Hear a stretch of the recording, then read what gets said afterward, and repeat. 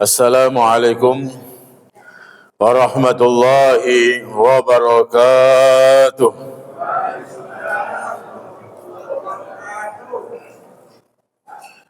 Bismillahirrahmanirrahim. Alhamdulillah alladzi hadana lihadza wa ma kunna linahtadiya laula an hadanallah. Wassalatu wassalamu ala sayyidina Muhammad al-Fatih lima ughliq wal khatim lima sabaqa nasiril haqqi bil haqq wal hadi ila siratikal mustaqim wa ala alihi wa sahbihi haqqa qadrihi wa miqdarihi al-azim. Amma ba'du, fa subhanaka la ilma lana illa ma 'allamtana innaka antal alimul hakim. Rabbi shrah li sadri wa yassir li amri wahlul 'uqdatam min lisani yafqahu qawli wa saddid lisani wahdi qalbi bihaqqi sayyidina Muhammad sallallahu alaihi wasallam. Ma'asyiral hadirin wal hadirat, hafizakumullah. Al-Imam Jalaluddin As-Suyuti di dalam kitab beliau Nurul Lam'ah fi Khasaisil Jum'ah menukil satu hadis dari Al-Imam Al-Bazzar. Beliau Al-Imam Al-Bazzar meriwayatkan dari sahabat Nabi yang bernama Anas bin Malik radhiyallahu anhu. Anas bin Malik adalah sahabat Nabi yang sangat dekat dengan Nabi, karena beliau adalah pembantu pelayan abdi dalam rumah Rasulullah sallallahu alaihi wasallam.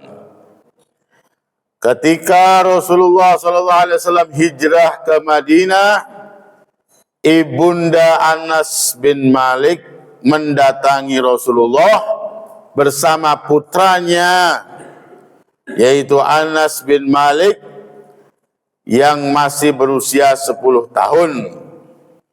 Kemudian anak tersebut diserahkan oleh ibunya kepada Nabi Muhammad untuk membantu dan melayani keseharian Rasulullah sallallahu alaihi wasallam sampai Rasulullah sallallahu alaihi wasallam wafat. Jadi Anas bin Malik melayani Rasulullah dari usia 10 tahun sampai usia 20 tahun. Karena dakwah Rasulullah sallallahu alaihi wasallam di Madinah selama 10 tahun. Oleh karena itu sahabat ini, yaitu Anas bin Malik, sering meriwayatkan hadis-hadis Rasulullah sallallahu alaihi wasallam. Di antaranya adalah hadis ini. Beliau mengatakan, kana an-nabiyyu sallallahu alaihi wasallam idza dakhala Rajab qala Allahumma barik lana fi Rajab wa Sya'ban wa ballighna syahra Ramadan wa idza kana lailatul jumu'ah qala hadhihi lailatun gharra wa yaumun azhar, yang artinya, kata Anas bin Malik radhiyallahu an, Nabi itu kalau masuk bulan Rajab, beliau mengucapkan doa ini, yaitu Allahumma barik lana fi Rajab wa Sya'ban wa ballighna syahr Ramadan. Ya Allah, berkahi kami di bulan Rajab. Ya Allah, berkahi kami di bulan Sya'ban. Ya Allah, sampaikan kami ke bulan Ramadan. Dan jika masuk malam Jumat, Rasulullah sallallahu alaihi wasallam mengucapkan hadhihi lailatul qarra wa yaumun azhar. Ini adalah malam yang indah. Ini adalah hari yang penuh dengan cahaya. Malam yang indah, hari yang bercahaya karena sangat banyak pemberian-pemberian Allah di malam dan hari Jumat kepada hamba-hambanya. Tinggal kita menghadang pemberian-pemberian Allah tersebut. Sebagaimana sabda Rasulullah sallallahu alaihi wasallam, "Inna li rabbikum fi ayyami dahrikum nafahat, ala fata'arradu laha." Sesungguhnya pada waktu-waktu kalian Allah Subhanahu wa taala memberikan anugerah-anugerahnya kepada kalian.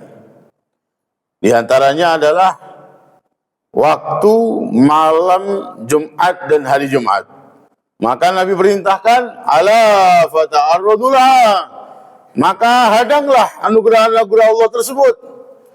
Maka hadanglah pemberian-pemberian Allah tersebut. Jadikan hati-hati kita sebagai wadah untuk tempat pemberian Allah Subhanahu wa taala. Ketika kita sedang salat, ketika kita sedang ngaji, ketika kita sedang tilawatul Quran, ketika kita sedang sedekah, ketika kita sedang berzikir dan ibadah-ibadah yang lain, maka saat itu kita sedang menjadikan hati kita sebagai wadah turunnya pemberian Allah Subhanahu wa taala. Jika lalai, berarti kita tidak menghadang anugerah Allah Subhanahu wa taala. Ma'asyiral hadirin wal hadirat, hafizakumullah. Kita fokus kepada doa Nabi ketika masuk bulan Rajab, yaitu Allahumma barik lana fi Rajab wa Sya'ban wa ballighna syahr Ramadan. Ini artinya jauh-jauh hari, 2 bulan sebelum masuk Ramadan, Rasulullah sallallahu alaihi wasallam sudah mengungkapkan kerinduannya kepada bulan suci Ramadan. Aroma Ramadan sudah tercium 2 bulan sebelum kedatangannya, sehingga Rasulullah sallallahu alaihi wasallam memohon kepada Allah, wa ballighna syahr Ramadan, agar disampaikan ke bulan Ramadan tersebut. Adapun kerinduan dalam hatinya sudah ada sejak selesainya Ramadan tepat. Selesai bulan Ramadan tahun lalu, Rasulullah sallallahu alaihi wasallam, begitu juga yang diikuti oleh orang-orang saleh, merasa rindu dengan bulan suci Ramadan. Ditinggal bulan suci Ramadan, mereka sedih. Rindu ingin berjumpa lagi dengan bulan suci Ramadan. Maka 2 bulan sebelumnya, yaitu memasuki bulan Rajab, diungkapkan dengan doa Allahumma barik lana fi Rajab wa Sya'ban wa ballighna syahra Ramadan. Jadi kalimat wa ballighna syahra Ramadan adalah ungkapan rindu kepada bulan suci Ramadan agar dipertemukan lagi dengan bulan suci Ramadan. Dan maksud daripada doa ini adalah persiapan akan masuknya Ramadan jauh-jauh hari juga. 2 bulan sebelum masuk bulan suci Ramadan, Rasulullah sudah mempersiapkan diri dengan memohon kepada Allah Subhanahu wa taala agar bulan Rajab dan bulan Sya'ban sebelumnya diberkahi oleh Allah Subhanahu wa taala. Apa maksud diberkahi oleh Allah Subhanahu wa taala? Ketaatan bertambah, ilmu agama bertambah, atau minimal taubat, stop maksiat, berhenti maksiat. Dan ini yang diisyaratkan oleh Allah Subhanahu wa taala di dalam Al-Qur'an ketika Allah menjelaskan tentang 4 bulan mulia, di antaranya adalah Rajab. Allah Subhanahu wa taala berfirman, "Inna 'iddatasy syuhuri 'indallahi 12 syahran fi kitabillah yauma khalaqas samawati wal ard minha arba'atun hurum dzalika ad-dinul qayyim fala tadlimu fihinna anfusakum." Yang artinya sesungguhnya jumlah bilangan bulan di sisi Allah tatkala Allah menciptakan langit dan bumi adalah 12 bulan, dan Allah pilih dari 12 bulan tersebut 4 bulan yang suci, 4 bulan yang mulia. Ketika Allah menciptakan langit dan bumi, Allah Subhanahu wa taala menentukan waktu dalam 1 tahun 12 bulan dari Muharram sampai Zulhijjah. Allah menciptakan makhluk-makhluknya, dan Allah juga yang menentukan mana makhluk-makhluknya yang lebih utama daripada makhluk-makhluk yang lainnya.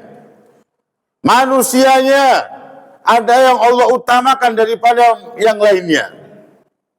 Binatangnya, pepohonannya, bebatuannya, Allah yang menciptakan semuanya, dan Allah juga yang menentukan mana yang lebih afdal daripada yang lainnya.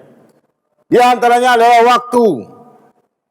Dalam 24 jam saja Allah memilih waktu yang mulia, yaitu sepertiga malam terakhir. Dalam 1 pekan saja Allah memilih malam Jumat dan hari Jumat. Dan saat itu, saat Allah menciptakan langit dan bumi, Allah sudah menentukan dari 12 bulan itu 4 bulan suci mulia, yaitu Dzulqa'dah, Dzulhijjah, Muharram, dan Rajab. Kemuliaan Ramadan datangnya setelah diutusnya Rasulullah SAW. Dan ketika Allah menjelaskan 4 bulan yang mulia ini, yang Allah pilih dari 12 bulan, Allah katakan zalikad dinul qayyim.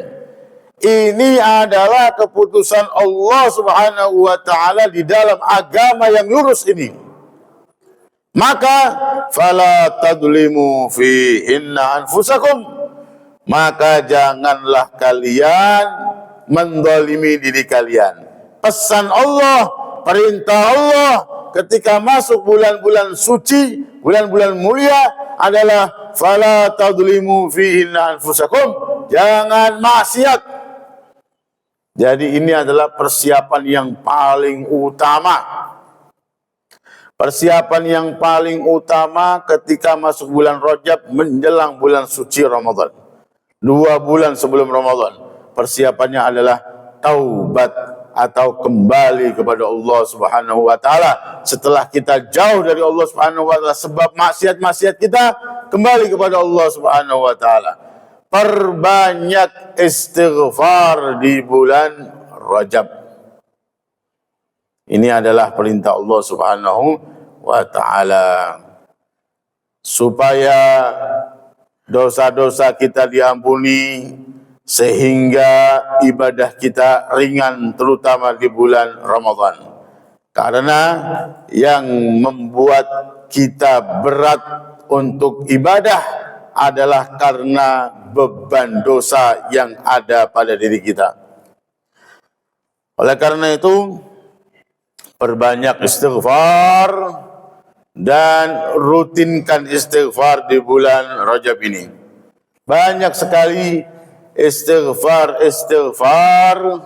yang diriwayatkan dari Rasulullah sallallahu alaihi wasallam. Istighfar di waktu tahajud atau sebelum memasuki waktu subuh dan sebelum memasuki waktu maghrib.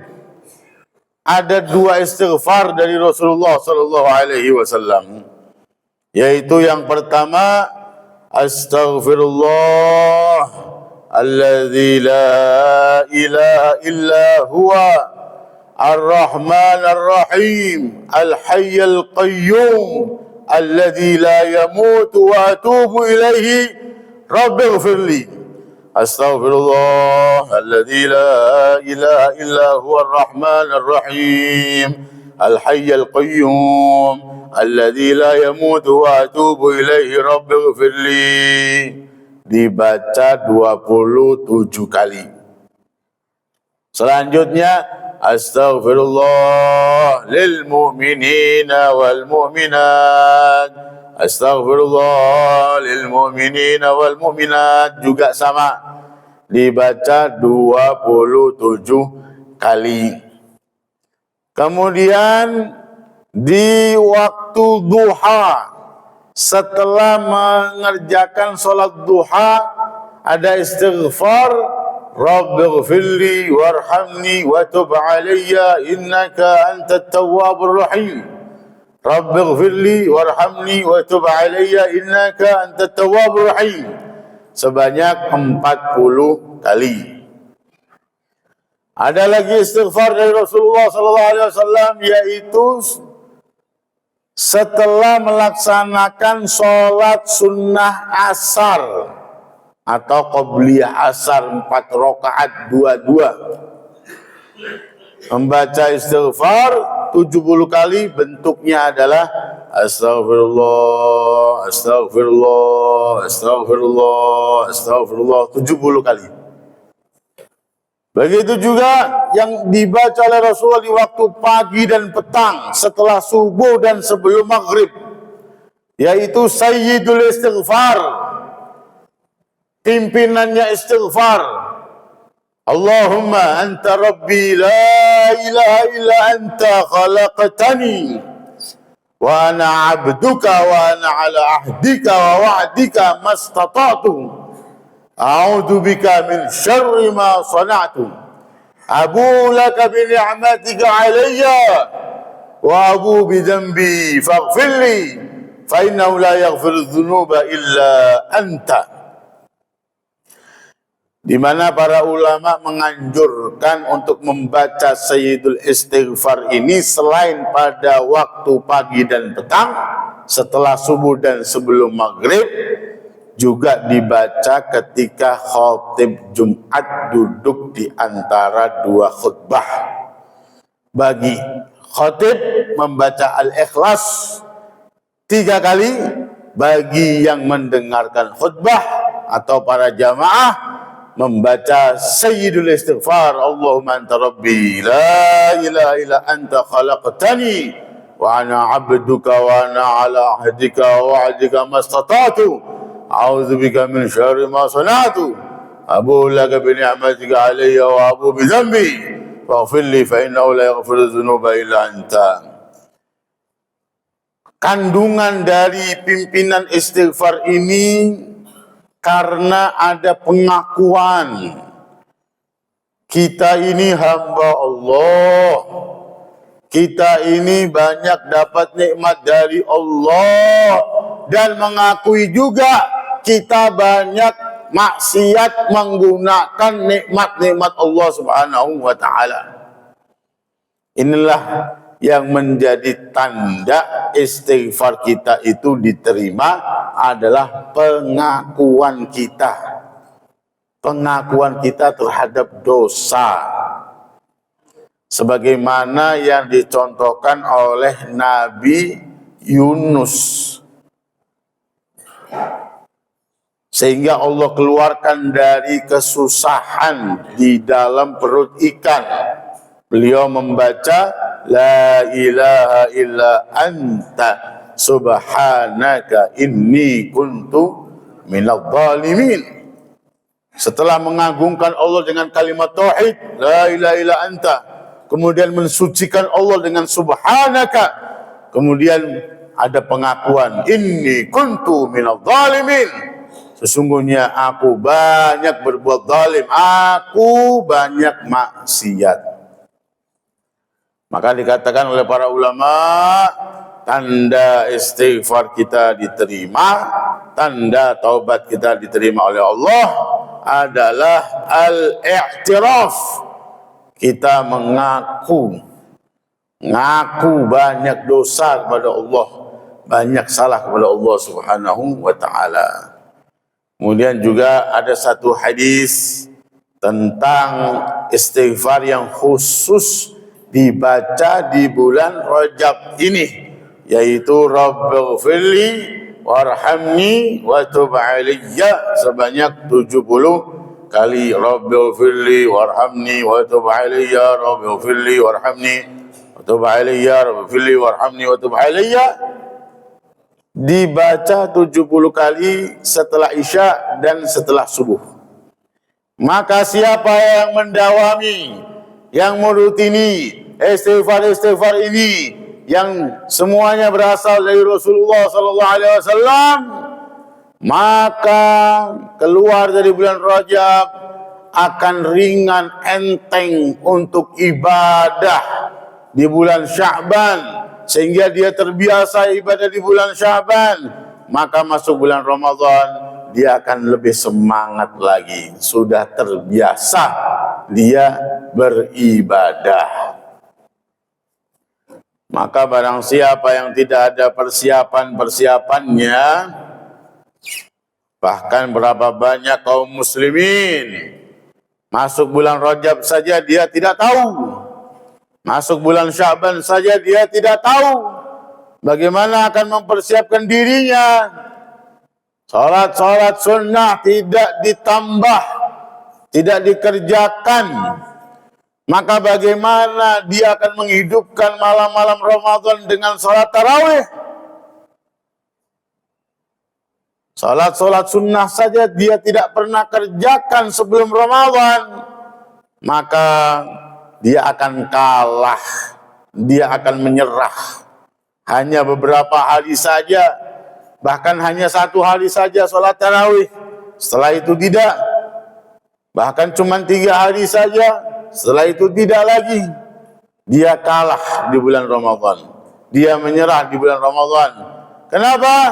Karena tidak ada persiapan dari bulan Rajab ini. Ibarat rumah, jika kita akan menempatinya, betah tinggal di rumah tersebut, pertama bersihkan dulu itu rumah.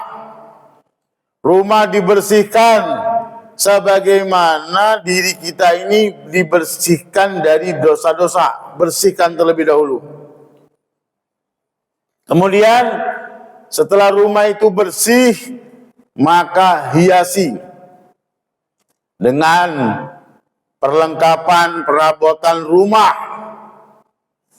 Artinya di bulan Rajab bersih-bersih diri dengan istighfar, dengan taubat. Masuk bulan Sya'ban, hiasi diri kita dengan banyak ibadah.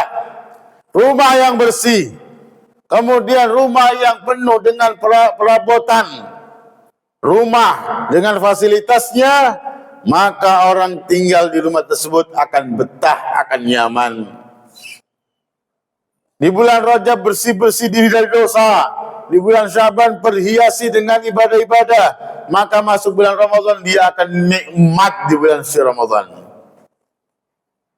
Rumah yang kotor dan kosong, siapa yang akan betah tinggal di rumah tersebut? Tidak ada persiapan di bulan Rajab dengan istighfar, tidak ada persiapan di bulan Sya'ban dengan menambah ibadah. Bagaimana dia akan betah, nyaman, nikmat di bulan suci Ramadan? Baru masuk Ramadan sudah ditanya lebarannya kapan. Baru aja masuk puasa. Kemudian menjalankan ibadah puasa kayak mau mati. Dapat sholat sunnah jumlahnya banyak. 23 rakaat, bingung dia. Hanya ikutan-ikutan saja. Cuman satu kali setelahnya nggak bisa lagi. Ini orang-orang seperti ini karena tidak ada persiapannya. Oleh karena itu saya tekankan lagi bulan Rajab ini, di mana kita sudah memasukinya tanggal 12 Rajab, maka kita semangatin lagi diri kita untuk istighfar, untuk berbanyak istighfar dengan istighfar yang berasal dari Nabi Muhammad sallallahu alaihi wasallam. Ma'asyiral hadirin wal hadirat, hafizakumullah. Kemudian di bulan Rajab ini ada peristiwa mulia, peristiwa yang membuktikan keagungan Nabi Muhammad sallallahu alaihi wasallam di mata Allah Subhanahu wa taala. Rasulullah sallallahu alaihi wasallam berdakwah dengan penuh halangan rintangan di Mekah selama 13 tahun. Dirinya, fisiknya diganggu, disakitin supaya dia berhenti dakwah, supaya Rasulullah berhenti berdakwah, disakiti, dianiaya fisiknya oleh orang-orang kafir Quraisy. Namun Rasulullah kuat, tidak menyerah. Tidak berhasil orang-orang kafir Quraisy menghentikan dakwah Nabi Muhammad dengan mengganggu Nabi Muhammad. Sahabat-sahabatnya diganggu. Sahabat-sahabatnya diganggu. Sahabat-sahabatnya diganggu, disakiti, disiksa, nggak berhasil. Malah mereka bertambah kuat imannya. Sebagaimana cerita yang terkenal pada diri sahabat Bilal bin Rabah. Kemudian sampai ada tawaran-tawaran menggiurkan kepada Nabi Muhammad SAW, tapi semuanya ditolak oleh Nabi Muhammad SAW. Sampai mereka mengancam untuk diturunkan azab kepada mereka orang-orang kafir Quraisy. Namun Nabi Muhammad rahmatan lil alamin. Kemudian juga sempat para sahabat-sahabat Nabi diperintahkan untuk hijrah ke negeri Habasyah sampai 2 kali. Karena ada ancaman pembunuhan terhadap sahabat-sahabat Nabi. Maka Nabi perintahkan mereka untuk hijrah ke negeri Habasyah sampai 2 kloter. Yang pertama 15 orang, yang kedua 80 lebih. Sampai juga pemboikotan. Bukan hanya Rasulullah saja, keluarganya Rasulullah diboikot, dikarantina. Tidak boleh keluar, tidak boleh bertransaksi jual beli dan lain sebagainya selama 3 tahun. Kita dikarantina, disuruh diem di rumah karena ada wabah COVID, corona, itu aja masih nyolong-nyolong keluar, maksa-maksa keluar. Itu aja kita sumpeknya luar biasa. Gara-gara karantina, sumpeknya luar biasa. Hati tidak tenang. Walaupun padahal masih bisa belanja lewat online datang. Ini Rasulullah 3 tahun. Sampai kelaparan. Sampai makan rumput. 3 tahun dikepung, dikarantina, diboikot.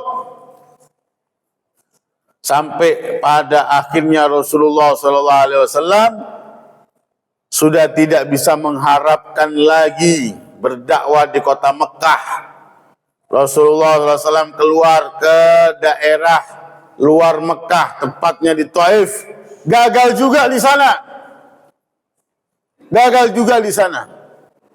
Akhirnya Rasulullah SAW mengembalikan semuanya itu kepada Allah Subhanahu wa Ta'ala dengan munajat beliau yang sangat terkenal, Allahumma inni ashku ilaika dhafa quwwati wa qillata hilati wa hawani 'ala nas ya arhamar rahimin anta rabbul mustad'afin wa anta rabbi ila man takiluni ila ba'idin yatajahamuni am ila aduin malaktau amri in lam yakun bika alayya ghadabun fala ubali walakin afiyatuka ya awsa'uli a'udhu binuri wajhika alladhi ashraqat lahu dhulumat wa sala alaihi amru dunya wal akhirah min an yanzila bi sakhatuk aw yahilla alayya ghadabuk lakal utba hatta tarda wala haula wala quwwata illa bik.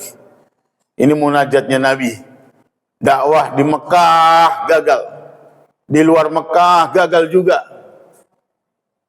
Disakiti dirinya, sahabat-sahabatnya, sampai diboikot keluarganya. Yang muslim, yang kafir kena boikot semuanya. Beliau mengembalikan kepada Allah. Allahumma inni asku ilaika. Ya Allah, aku mengadu kepadamu ya Allah. Dha'fa quwwati, kelemahanku. Wa qillata hilati, aku sudah tidak punya cara lagi ya Allah. Wa hawani 'alan nas, aku merasa hina di hadapan orang-orang ya Allah. Di Mekah mereka mengusirku, di Taif mereka juga mengusirku, melempari aku dengan batu. Rasulullah tidak menyalahkan mereka, orang-orang kafir yang melawannya. Rasulullah mengembalikan kepada dirinya. Aku lemah ya Allah. Aku nggak punya cara lagi ya Allah. Aku kembalikan semuanya kepadamu ya Allah. Yang penting kau tidak murka kepadaku dan kepada mereka. Akhirnya dari sinilah Allah Subhanahu wa Ta'ala menghibur Nabi Muhammad SAW dengan perjalanan Isra dan Mi'raj. Allah berangkatkan dari Al-Masjidil Haram ke Al-Masjidil Aqsa. Ketika Rasulullah SAW sedang tidur bersama pamannya Hamzah bin Abdul Muttalib dan sepupunya Ja'far bin Abi Talib di Hijr Ismail dekat Ka'bah. Tiba-tiba kata beliau, kata Rasulullah SAW, aku didatangi oleh 3 orang. Kemudian aku diangkat dan kemudian aku diletakkan di samping sumur Zam-Zam dan dadaku dibelah, hatiku dikeluarkan, kemudian diisi dengan cahaya. Ini persiapan untuk menghadap Allah Subhanahu wa Ta'ala, dengan jasadnya bisa keluar dari langit dan bumi ini. Tidak hancur badannya. Dimasukkan cahaya, setelah itu didatangkan Buraq. Ternyata 3 orang itu adalah Jibril, Mikail dan Israfil. Kemudian aku didatangkan kendaraan. Inilah bentuk kemuliaan Rasulullah SAW. Allah mengundang Nabi Muhammad tidak menggunakan persiapan, langsung diundang. Beda Nabi Musa. Kalau Nabi Musa pengen diundang oleh Allah, tapi kalau Nabi Muhammad enggak, Allah langsung yang mengundang. Dan Nabi Musa pengen diundang oleh Allah, Allah iakan. Dalam Al-Quran disuruh persiapan dulu 40 hari di Tursina. Disuruh kholwat menyendiri di Gunung Tursina selama 40 hari. Allah mengatakan dalam Al-Quran, wa wa'adna Musa salasina laylah wa atmamnaha bi'ashrin fatamma miqatu rabbina arba'ina laylah. Kami janjikan kepada Nabi Musa, kami Allah janjikan kepada Nabi Musa 30 hari persiapan, kemudian ditambah lagi 40, ditambah lagi 10. Jadi 40 hari persiapan Nabi Musa mau ketemu Allah Subhanahu wa Ta'ala. Adapun Rasulullah tanpa persiapan, beberapa hari langsung hanya dibelah dadanya, diisi dengan bekal cahaya, kemudian dijemput ini bentuk Allah memuliakan Rasulullah SAW, diundang dan dijemput. Kalau saya kan diundang, nggak dijemput, pakai kendaraan sendiri. Kayak Nabi Musa. Nabi Musa jalan sendiri. Rasulullah SAW dijemput dengan buruk, disupiri oleh Jibril, dikawal oleh Mikail dan Israfil. Berangkat dari Al-Masjidil Haram ke arah Al-Masjidil Aqsa. Beliau singgah di 4 tempat. Satu di Madinah, padahal beliau belum hijrah ke sana. Singgah sholat 2 rakaat. Kemudian yang kedua di Madian, tempat Nabi Musa istirahat di bawah pohon, sholat 2 rakaat. Kemudian di Tursina, tempat Nabi Musa berbicara langsung dengan Allah, sholat 2 rakaat. Kemudian di Bethlehem, tempat lahirnya Nabi Isa alaihissalam, sholat 2 rakaat. Rasulullah mengajarkan kepada kita untuk menghormati tempat-tempat yang mulia, untuk menghormati tempat-tempat yang di situ pernah ada orang-orang soleh. Tempat itu, bumi itu pernah disentuh oleh jasad orang-orang mulia, orang-orang suci. Maka kita diperintahkan untuk ngalap berkah. Ini ngalap berkah tempat. Kalau orang-orang kita Indonesia mengatakan petilasan, karena tempat itu pernah disinggahi oleh orang yang baik, orang soleh. Nabi diajarkan oleh malaikat Jibril untuk sholat di situ. 4 tempat: Madinah, Madian, Tursina, dan Bethlehem. Kemudian masuklah beliau ke area Al-Masjidil Aqsa. Dan disinilah penobatan Nabi Muhammad sebagai Sayyidul Anbiya wal Mursalin, Imamul Anbiya wal Mursalin. Beliau menjadi imam yang makmumnya semua para nabi dan rasul yang pernah diutus. Ini simbol penobatan Nabi Muhammad sebagai Imamul Anbiya wal Mursalin, pemimpin para nabi dan rasul. Kemudian Rasulullah SAW keluar dari masjid tersebut untuk menuju batu yang besar. Kalau sekarang ada di bawahnya yang kubahnya emas. Di batu besar tersebut Allah Subhanahu wa taala memberikan seperti tangga atau lift untuk ke atas. Bersama malaikat Jibril berdua naik ke atas langit di situ. Jadi Mi'raj itu artinya tangga untuk naik. Mi'raj artinya. Nah, dari situlah naik bersama malaikat Jibril sampai ke langit pertama, ketemu dengan Nabi Adam. Langit kedua ketemu dengan Nabi Isa dan Nabi Yahya. Karena Nabi Isa dan Nabi Yahya ini sepupuan, ibunya kakak beradik. Siti Maryam dengan ibunya Yahya kakak beradik. Kemudian langit ketiga ketemu sama Nabi Yusuf. Langit keempat ketemu sama Nabi Idris. Langit kelima ketemu sama Nabi Harun. Langit keenam ketemu sama Nabi Musa. Langit ketujuh ketemu sama Nabi Ibrahim. Kemudian naik lagi ke tingkat yang ke-8. Tingkat ke-8 itulah Sidratul Muntaha. Pohon yang sangat besar sekali. Naungannya saja kalau orang berjalan dari batangnya sampai ujung naungannya itu 70 tahun dengan kendaraan paling cepat belum nyampe. Sidratul Muntaha. Sidroh artinya pohon bidara. Kemudian Muntaha itu batas akhir alam bumi dan langit. Kemudian di sebelah kanannya Sidratul Muntaha itu adalah surga. Ini disebutkan dalam Al-Quran. Walaqad ra'ahu nazlatan ukhra inda sidratil muntaha indaha jannatul ma'wa. Dan sungguh Nabi Muhammad telah melihat Jibril dalam wujud aslinya untuk yang kedua kalinya. Pertama, setelah menerima wahyu yang pertama di Gua Hira, waktu keluar dari Gua Hira mau pulang, Rasulullah SAW melihat Jibril dalam wujud aslinya memenuhi langit. mempunyai sayap 600 dari cahaya. Dan yang kedua kalinya ketika ada di Sidratul Muntaha. Indah Sidratul Muntaha, malaikat Jibril menampakkan wujud aslinya. Hanya 2 kali.